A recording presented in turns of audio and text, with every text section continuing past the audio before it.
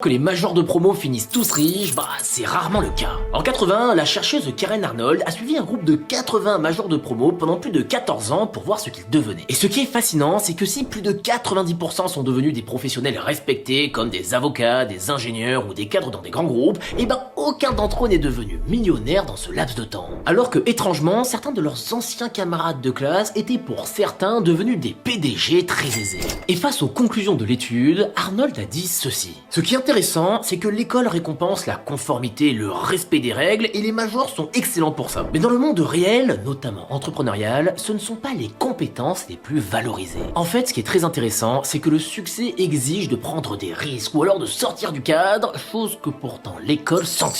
Et c'est d'ailleurs pour ça que bien souvent, les profils les plus brillants ou les plus créatifs ont beaucoup de mal avec le système scolaire. Steve Jobs a par exemple abandonné l'université après seulement un semestre, Richard Branson l'a arrêté à 16 ans, et même l'inventeur Thomas Edison a été viré à 12 ans car jugé trop lent. Alors les amis, je ne vous dis pas que pour réussir dans la vie, vous devez être nul à l'école. Mais n'oubliez jamais que si l'école vous apprend à avoir les bonnes réponses, vous ne devez jamais arrêter de vous poser les bonnes questions. Car c'est sans doute ça, la compétence la plus précieuse du monde.